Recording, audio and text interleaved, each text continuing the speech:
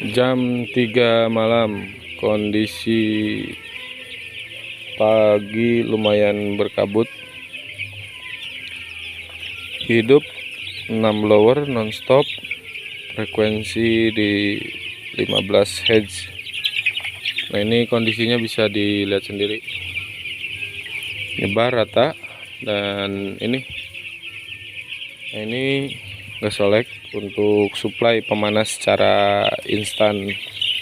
Di depan juga buat dorongan atau buat jaga-jaga kalau memang settingan kita tiba-tiba ngedrop, itu dikasih super saver tetap. Gasolek jumlahnya 1 2 3 4 8 buah gasolek, 1 super saver. Jadi di sini dibalik, pemanas utama itu gasolek, nah sedangkan super saver itu untuk backupnya. Jadi begitu di depan tuh terasa ngedrop, dia nyalakan. Untuk yang intinya itu supply secara rutinnya ini dari gasolek. Dan ini total populasinya yang di lantai bawah ini 27.000. Lebar kandang 15 meter, panjang kandang 120 meter. Dan untuk tirai brooding sendiri, yang belakang tuh udah mepet ke blower. Jadi kita tirai brooding tuh nggak mepet ke sekatan ayamnya.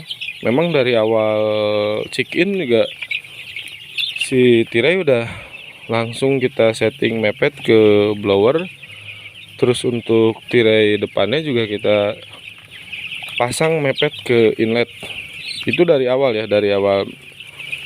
Tujuannya untuk meredam kecepatan angin di titik pemanas supaya nggak terlalu tinggi. Jadi teori yang saya pelajari dan hasil pengukuran dari anemometer, kalau ini dengan catatan kalau kita pakai inverter kandangnya, semakin dekat jarak ke tirai, itu titik tertinggi kecepatan anginnya, titik terkencang lah anginnya gitu. Nah, makanya itu alasan di belakang dari awal tirai udah jauh di ujung sana dekat blower, dan yang di depan tirainya juga udah langsung jauh di dekat inlet. Jadi begitu awal-awal kan di depan tuh masih di sini nih sekatannya yang pertama check-in. Nah, jadi angin yang kencengnya di sana. Begitu sini udah pelan. Nah, itu kenapa bisa kencang?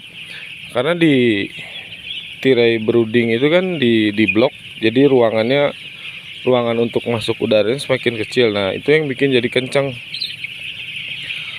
Tapi begitu dia jalan mendekati ke arah pemanas, deket ke skat brooding, itu udah pelan anginnya ya. Jadi si pemanas juga nggak terlalu capek, nggak terlalu kaget buat nge-backup suhunya. Nah, itu salah satu alasannya. Kalau biasanya kita tahu kan tirai brooding itu dibikin sedekat mungkin supaya cepat sebaran suhunya dan sebagainya lah. Nah, sebenarnya sih setiap peternak punya alasan masing-masing mau memberlakukan tirai yang rapat dengan area broodingan atau mau memberlakukan tirai yang agak jauh dari area broodingan. Nah, kita pertimbangannya itu tadi, masalah kecepatan angin. Jadi di tirai ini lumayan terasa aja kalau kita berdiri di depan di dekat tirai, itu anginnya terasa. Tapi kalau begitu kita menjauh dari tirai ke area-area sini nih, angin kalau di kulit udah nggak begitu terasa. Nah, kita paling bisa ngeceknya si angin itu kalau misalkan merokok, arah asapnya itu kelihatan jalan kemana. Nah, itu ya indikatornya paling di situ aja lah. Nah, ini dia. Nah, ini sebagai informasi untuk area sini. Untuk kandang ukuran segini biasanya mereka pakai 3 super saver, gasolek 2. Nah, kita dibalik, super savernya sedikit, gasoleknya yang banyak. Nah, ini. Nah, persis nih kita berdiri di sini, anginnya kencang. Biasanya sih ada nih suara anginnya itu di kamera terekam. Ini ayam berarti sekarang udah masuk ke umur 8 hari. Dan syukur alhamdulillah ini nyebar rata bagus dengan lumayan lah bisa diredam. Ini konsumsinya kalau sehari ini si Super Saver ini 3 tabung satu malam. Kalau misalkan kita pakai 3 Super Saver otomatis 9 tabung satu malam. Nah, sedangkan gasolek ini 8 unit gasolek itu berarti 8 tabung itu 4 sampai 5 hari. Apalagi kita kalau yang ini nih. Nah, ini yang IGM. Yang IGM itu kalau kita beli sepaket atau yang starter kit yang lengkap lah sama regulatornya. Ada settingan-settingan angkanya. Jauh lebih irit gasnya, awet banget. Beda sama yang regulator yang bukan bawaan dari gasoleknya. Yang ini yang merek gasolek. Cuma nih, ini sih opini pribadi aja. Kalau misalkan yang merek gasolek